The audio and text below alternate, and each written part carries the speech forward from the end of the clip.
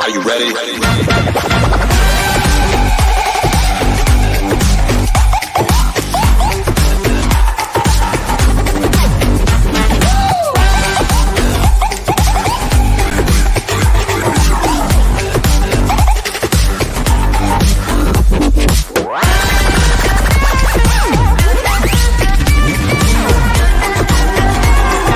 Joints on a corner where the big boys play.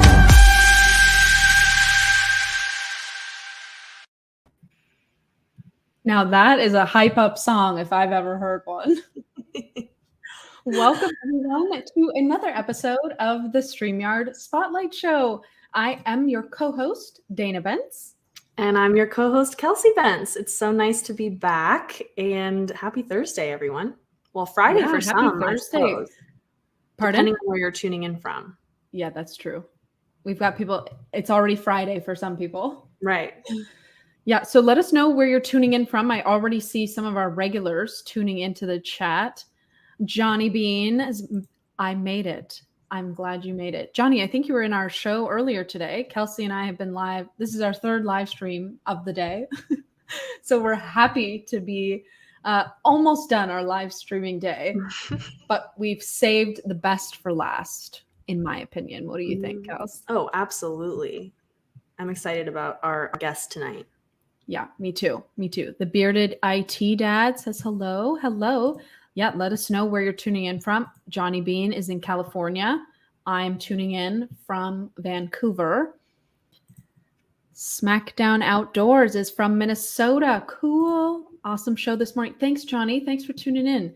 Yep, we just finished our live stream.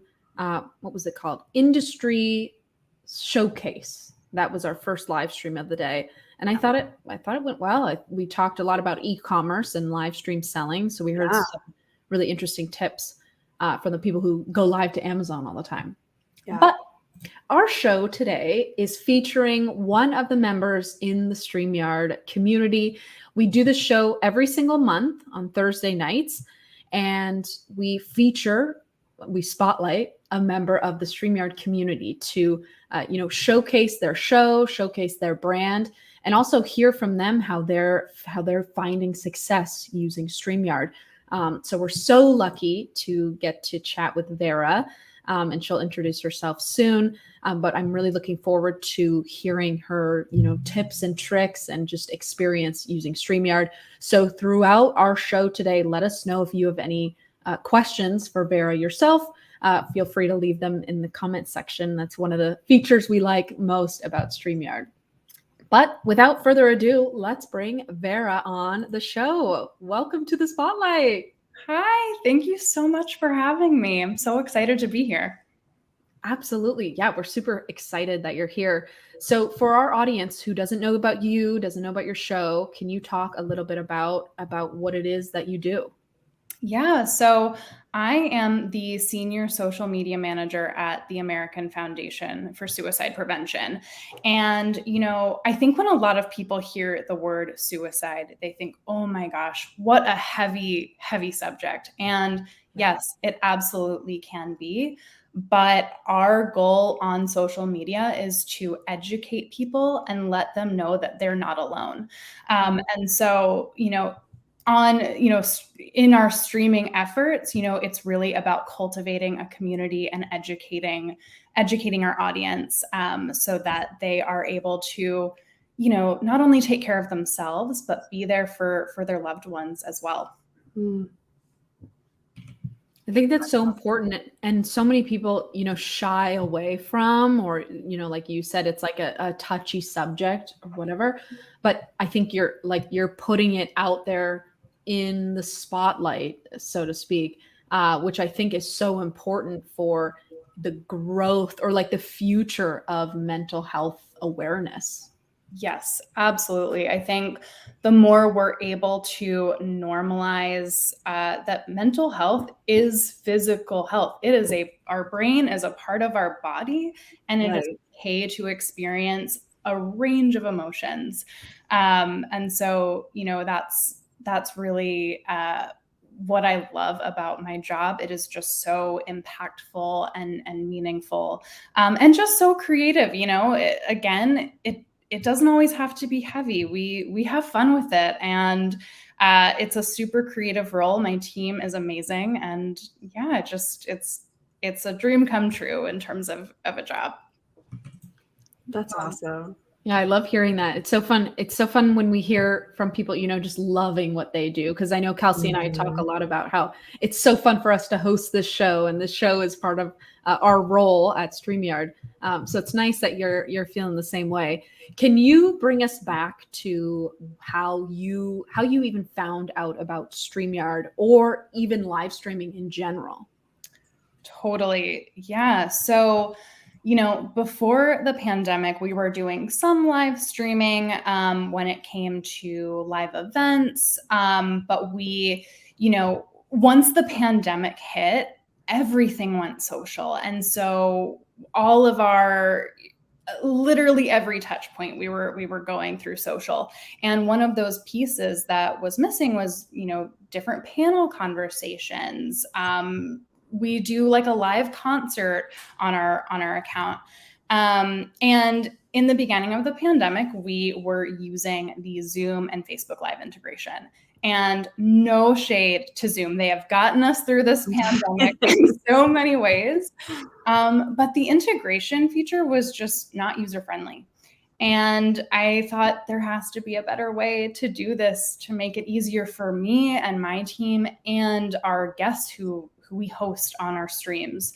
And we have a bi-monthly live stream called Ask Dr. Jill, where our VP of Research, Dr. Jill Harkavy-Friedman, she takes live questions from the audience all about like suicide prevention and mental health. And our partner is The Mighty, and they were using StreamYard. And, I was joining kind of from the back end, seeing StreamYard and thinking, oh my God, it's just so streamlined and easy to use. And all we need to do is click, a link to join.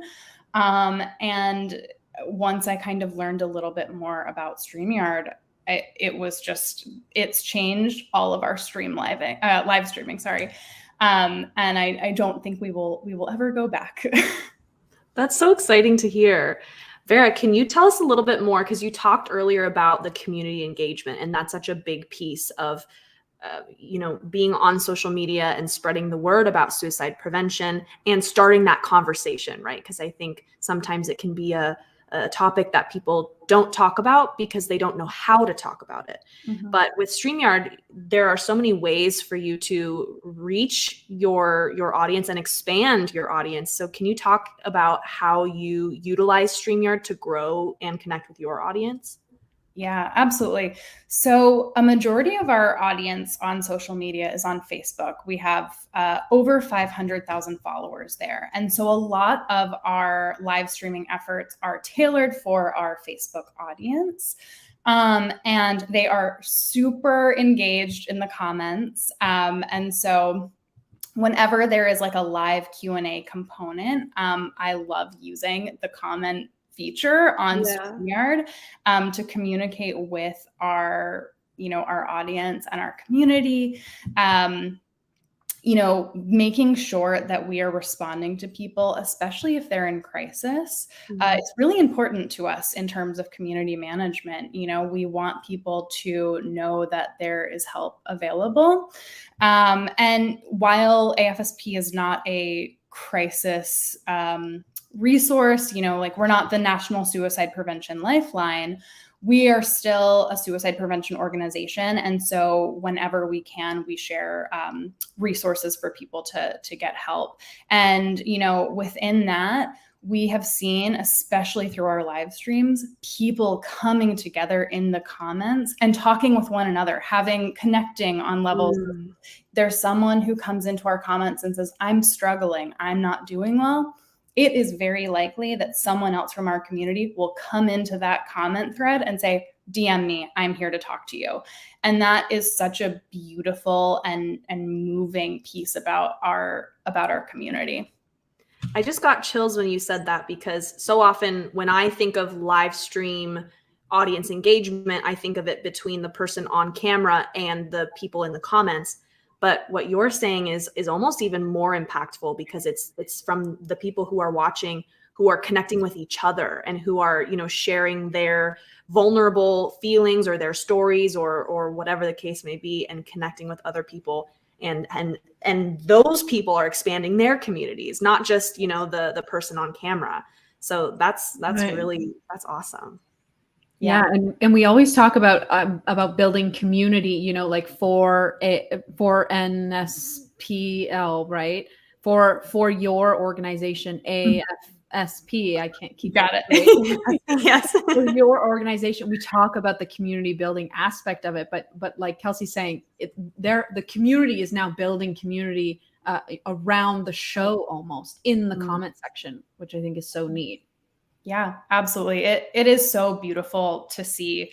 And then, you know, beyond that, with the ability to cross post to other pages. So if we're partnering with someone, if we're doing, you know, we do live concerts and we bring in a live Q&A part of it towards the end so that our audience is able to connect with a musician, which, like, when are you able to do that?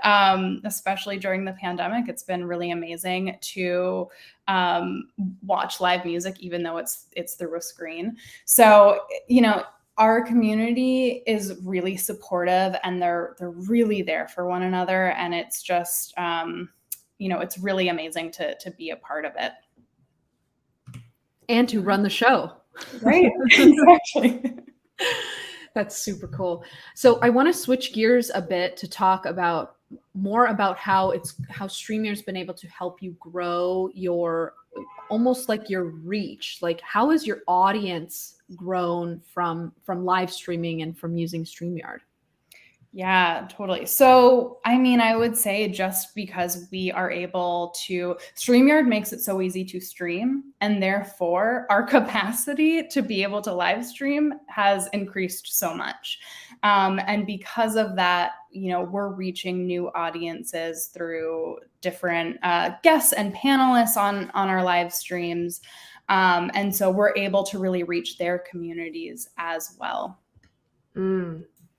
That's one of the pro tips we actually, a lot of people will tell us that on the show. Like, if you want to grow your community, especially for, you know, like people, solo creators, they'll invite a guest on and then you get in front of their audience, and then you get another guest from their audience to come onto your show. And then it kind of is like a viral effect in that sense. Can you talk about the kind of guests that you bring onto your shows? Yeah, I will actually talk about one of our most recent live streams, which was in September for World Suicide Prevention Day. And we had an 8-hour long Facebook Live. Wow. It was a beast. And we had 30 different guests. So throughout the day, we had different panel conversations. So like Ask Dr. Jill was part of it. We had a conversation, a panel conversation with someone from NIMH, which is the National Institute of Mental Health. We had a cooking segment kind of midday when you kind of want your like afternoon snack. We had one of our board members, and she's also a chef, Melissa De Arabian, do a cooking segment. We had a panel conversation with men who are musicians. And so we had an artist named Ricky Duran, Cameron Boyers, Anthony Green. They were all talking about being a man and how they deal with their mental health and how it relates to their music. It was such a powerful conversation. Another piece of that 8-hour live stream was a conversation with artists and content creators and how it relates to their mental health. And that was a really, you know, as people who do their work on social media, they're showing what they do, you know, so much through Instagram and Facebook and TikTok. It was really interesting to hear their perspective of the ways in which social media is affecting their mental health in negative and positive. Yeah. You know, they're able to build so much community within that. And that was a really wonderful conversation. And then we ended it with a concert with Anthony Green, and he, played a few songs, and we did a moderated Q&A with one of my colleagues. So really, the guests range from people who are clinicians doing work in suicide prevention, really making like life-changing work, to musicians and artists and all types of people. And what I love so much is bringing people together from all different types of backgrounds and expertise to kind of come together and help normalize the conversation and ultimately, save lives. Absolutely. It's so cool to hear about such a wide range of guests, because oftentimes, with panels, it's like, okay, we have a 2-hour event and it's these 5 people, but you're talking a full 8-hour day with different types of segments. You have cooking in there, you have musicians and music segments. So my question for you is, how did you strategize, like who was going to be like the lineup? And then also, how did you get the guests to confirm their attendance? If that makes sense. Can you share that with us? Yeah. I mean, originally it wasn't planned for 8 hours. It was going to be much shorter. And we got so much interest from potential guests that we said, we've got to max out Facebook's capabilities and stream for a whole 8 hours. And, really a lot of the relationships and the guests that we brought in, they had previous relationships with either some of our content experts, with, my team, and some of them were new relationships. And, to share one anecdote, I reached out to one of the bands on Twitter through a DM. I said, hey, I saw that you tagged us in this. I would love to collaborate. And that's kind of how it snowballed into them joining our live stream. And so there's just so many different types of ways that we do outreach. And then in terms of, strategizing, it was just a total beast to kind of wrangle everyone. And I think we'll probably get into this later, but we recorded pretty much all of it. So, that feature has been truly a lifesaver. I'm happy to hear that.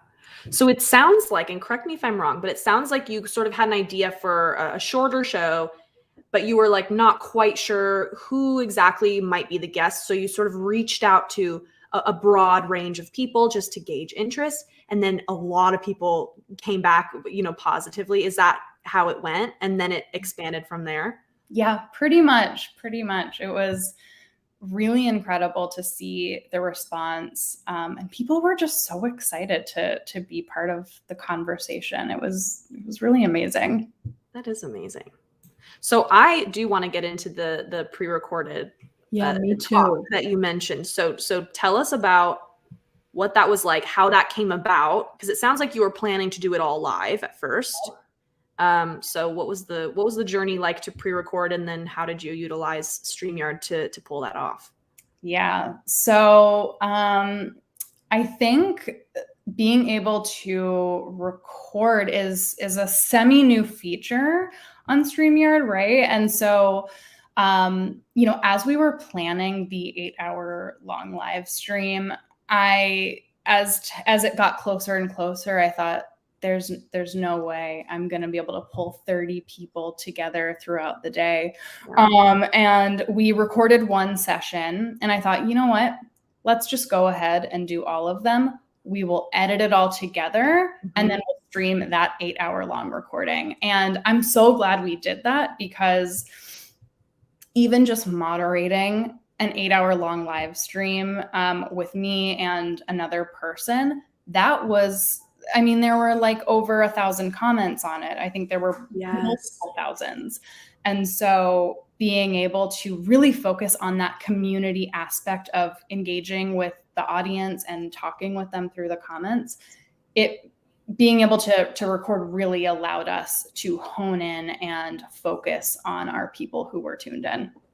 Yes. So you used the scheduled pre-recorded function where you can upload your finished product and StreamYard will stream it out live for you. Yep.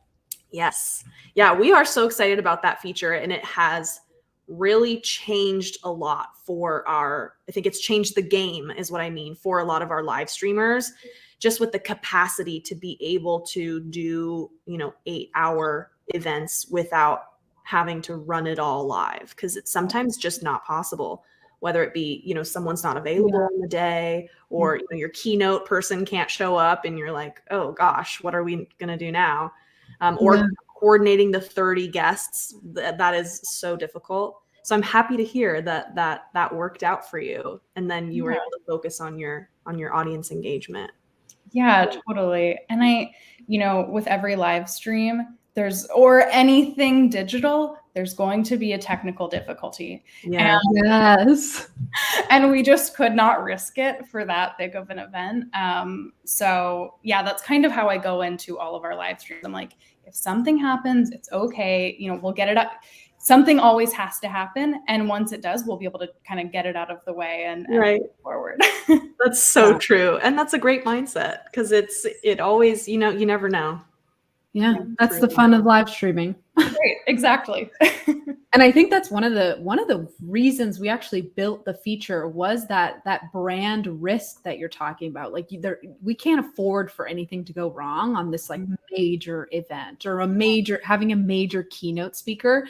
And obviously we're a live streaming company, so we like live content. This is like the next best thing. When you can't afford for anything to go wrong in the live, this pre-recorded live is like the next best way to still have a live stream, put a very good, some people think it's live content. And when you're there in the comments section, like being there live, chatting back with your audience, then they think this is like almost just as good as live content. Exactly. I don't even think we told them that it was recorded. We were just like, we're live. And people wouldn't know otherwise unless we were doing kind of a live Q&A. But yeah, it really does. It has changed the game for us 100%. I'm happy to hear that. Yeah, that's so cool. So Vera, would you say that pre-recorded streaming feature is your favorite feature, or is there another StreamYard feature that you like more? Honestly, I think recording is my top favorite feature, but my second favorite feature is the private chat. Ooh, I don't think we've heard that one on our show, have we? No, we haven't. And it's such a unique one. I'm excited. Tell us more. Yeah, I mean, I think it's such a safe way to be able to communicate with your panelists. Like right now, we have, and it's right there, it's right on the screen. So for everyone who is watching, you can't see on our side, on the right-hand side, there's a private chat where I could talk with Dana and Kelsey privately, and you would never know. And I appreciate it because, what if there is spinach in someone's teeth, right? And I need to be like, oh my gosh, hey, just so you know. and that hasn't happened. But in case, for any reason, I just find it to be a really, really easy way to communicate with our panelists. I completely agree. In the StreamYard industry showcase that Dana mentioned before that we did this morning, we had one of our team members running the show. So she was just in the background, pressing all the buttons. And we each had like a timed panel. So, I was on with a guest for 15 minutes. And, when you're talking on screen with someone, it's so hard to keep track of time. And so my producer, she was keeping the time for me in the private chat. So I would just have to glance over and be like, okay, I have 5 minutes, keep going. And then she'd be like 2 minutes. And I'm like, okay, great. And it's such an easy and discreet way to keep yourself on track, to communicate with, like you said, other people in your broadcast studio. I agree with you. Yeah. It's so funny that we haven't heard that before though on the show. Like it is such a critical, like if that wasn't there, we would have to like come on live and be like, you're on mute, where now we can just type it really quick and they're like, oh, okay, got it. On to the next. Oh yeah. Exactly. Yeah. It's an underrated feature, I think. I agree. It's so funny. Love it. Well, Vera, we've reached the end of our interview. Thank you so much for taking the time to be with us on the StreamYard Spotlight show. Is there anything else you'd like our viewers to know? I think just to follow us on social, AFSP National is our handle across all platforms. We would love to have you as part of our community. And just know that I am the person behind the handle. Our social media coordinator, Kira, if you're watching, big shout out to Kira. She is also the person behind the handle. And, every time you get a response back, it's one of us. That's awesome. And we also want to share the National Suicide Prevention Lifeline here. There's the phone number, and you can also text TALK to 741-741 for the crisis text line. Thanks for sharing that info with us, Vera. Yep, super important. And Mariana says, great, Vera, keep helping others. Oh, I agree. So sweet. Well, Vera, thank you so much again for taking the time to give all your advice and all your your experience so far on StreamYard. It's been lovely to have you on our show. Yeah, thank you so much. This was absolutely wonderful. Lovely. See you soon. See you. Bye. Bye. What a great show. I know. It's so nice to be back. I know it is. I like that we moved our show to our new monthly cadence, but I miss it. It makes me miss it more. I know, me too. Me too. But I enjoy it so much more when we're in it, because I'm like, oh my gosh, we haven't been here in so long. We have so many people to say hi to, our new guests to interview every time. Oh, thanks, Mike. Thanks, Mike. Thanks for tuning in today. And I'm excited to be following AFSP National, because now we know who's behind the scenes. Now we know who we're actually commenting to. I know. That's pretty rare. It's rare to know who is behind social, like for big companies and big platforms who have high numbers of followers. It's always like, am I just messaging into the void or posting into the void? So it's so cool to know that there's a personal, like, to know the person, and then also to know there's a personal touch happening on the AFSP channels. I really like that. Yeah, she puts a face to the brand. Totally. Yeah. Love that. Well, everyone, thank you so much for tuning in to another episode of the StreamYard Spotlight Show. I hope you all have a wonderful holiday season, and we will be back in January. Happy holidays, everyone. See you next year. Bye. Bye.